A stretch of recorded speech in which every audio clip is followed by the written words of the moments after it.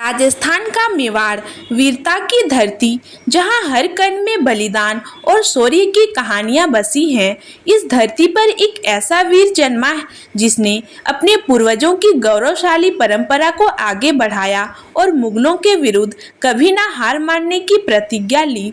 वह थे महाराणा प्रताप। लेकिन क्या कभी आपने सोचा है कि प्रताप की यह अज्ञेयता कहाँ से आई? उनके पूर्वजों बप्पा रावल और राणा सांगा का इसमें क्या योगदान था?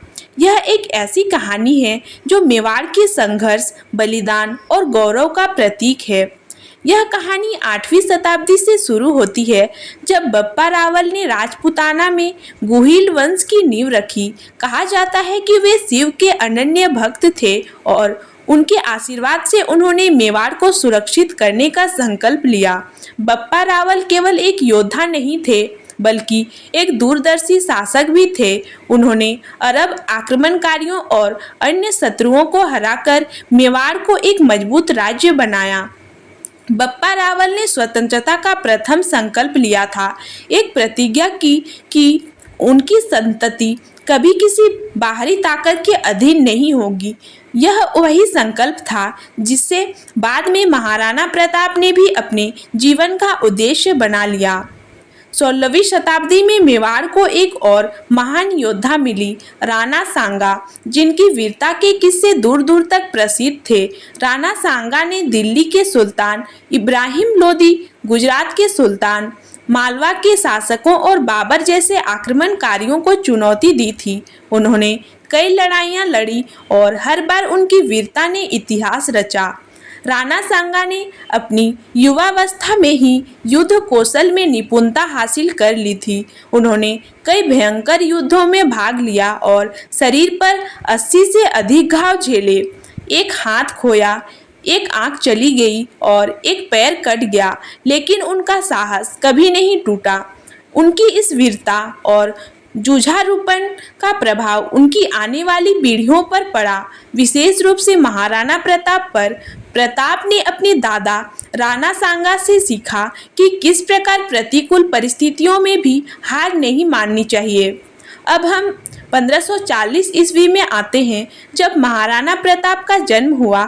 उनका बचपन एक सामान्य राजकुमार की तरह नहीं बीता, बल्कि उन्होंने अपने पिता उदय सिंह द्वितीय और मां जयवंता बाई से संघर्ष, नीति और युद्ध कला से गुण सीखे।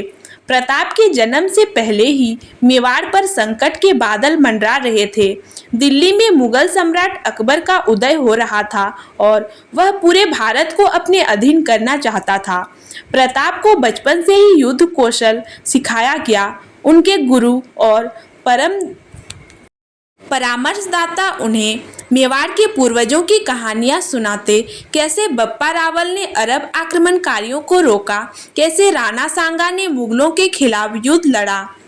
प्रताप की किशोरावस्था तक पहुंचते ही उन्हें महसूस हुआ कि मुगलों का खतरा बढ़ रहा है।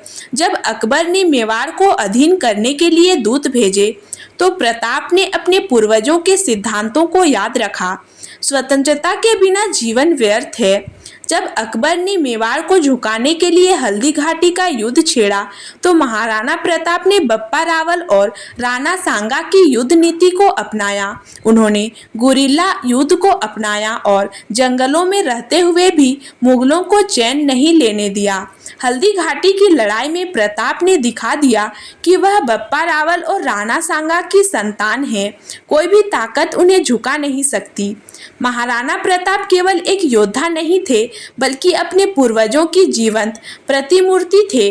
बप्पा रावल की स्वतंत्रता की भावना, राणा सांगा की अडिग वीरता, मेवाड़ की गौरवशाली परंपरा, इन सभी गुणों ने मिलकर महाराणा प्रताप को अजय योद्धा बनाया, जो कभी झुका नहीं, कभी रुका नहीं।